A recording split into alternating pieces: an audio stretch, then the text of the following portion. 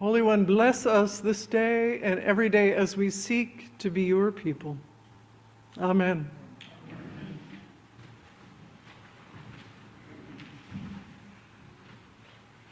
In the beginning, a mighty wind from God swept over the face of the waters, and God separated the waters, and dry land appeared.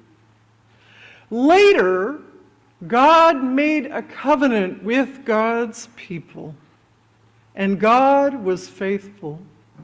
When God's people were enslaved in Egypt, God met Moses in a flame on a mountain beyond the wilderness.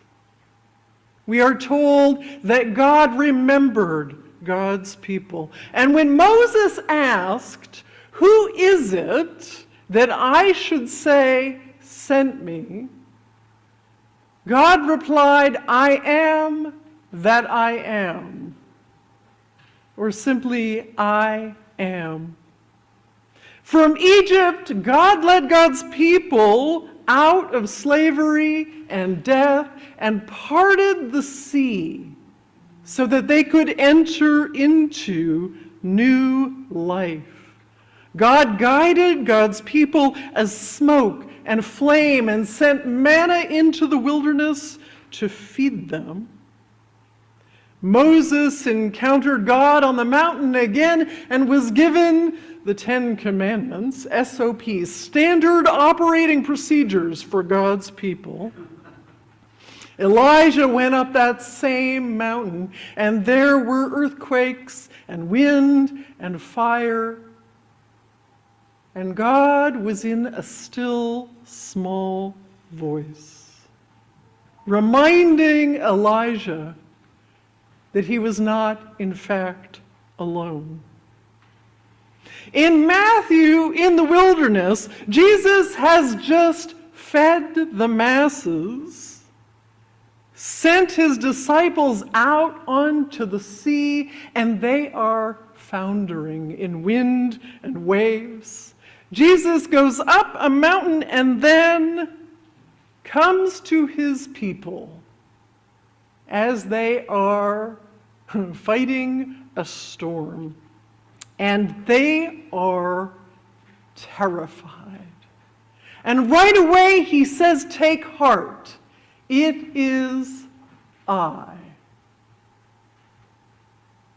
That can be translated also, "I am." Can you put yourself in the boat? The text says the wind was whipping up the waves and the waves were battering the boat. And bear in mind, this was not a big boat. What do you say when you think you see a ghost? Peter knows on some level that what he's seeing is impossible. But the thing is, he also knows all these stories of a God who commands the sea and feeds the people. And so instead of stewing in the boat and wondering, he asks the question, "Lord, if it is you, command me to come to you." And I heard a preacher a few years ago who pointed out that Peter didn't have to volunteer to get out of the boat. He could have stayed in the boat. But I am so grateful that he did not. Peter asked the question, and because he asked, Peter walked on water that day.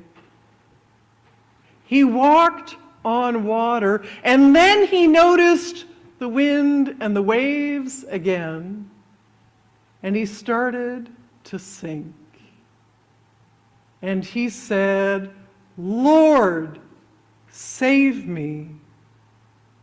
And Jesus reached out a hand immediately and put Peter back in the boat and calmed that wind. And so we know that the disciples didn't just see a ghost that day, because Peter asked the question. And Peter gets kind of a bum rap for doubting, doesn't he? Jesus says, "O ye of little faith, why did you doubt?" And this is where I remind us, there's no tone in the text. There's no actual scolding in the text. Jesus says, "O ye of little faith." Little faith like yeast in the dough, like a pearl in a field, like a mustard seed. Little faith that is a beginning, a place to start. The willingness to get into the boat and the willingness to step out of the boat. The willingness to try and fail and try again. God, grant me a little faith and the courage to ask questions. Peter sees Jesus in a storm.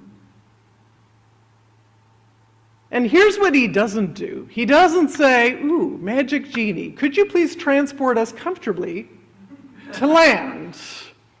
Right? Because if you stop to think about the miracle you need in that moment, I don't know if a little walkabout on the water would be what I would come up with. Peter walks on water and looks around and remembers that he's human.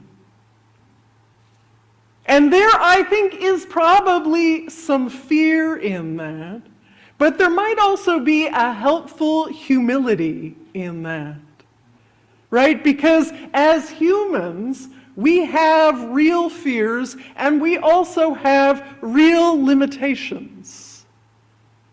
And the fact that God is bigger than our fears and our limitations doesn't make them any less real. Peter was only human. But he found out that when he panicked and cried out, "Lord, save me," Jesus immediately offered a steady hand.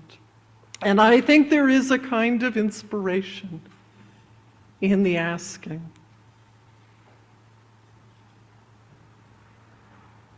Peter walked on water and then remembered he was human. And it turns out that just like courage is not the absence of fear, faith is not the absence of doubt.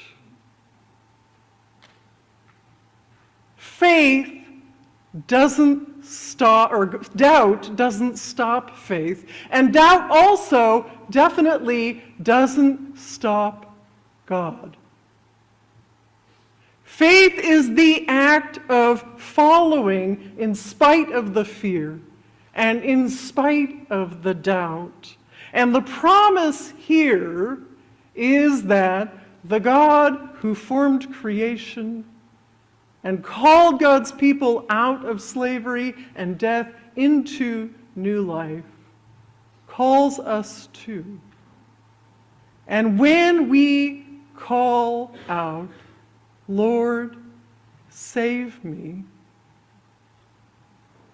God will extend God's steadying hand. Amen.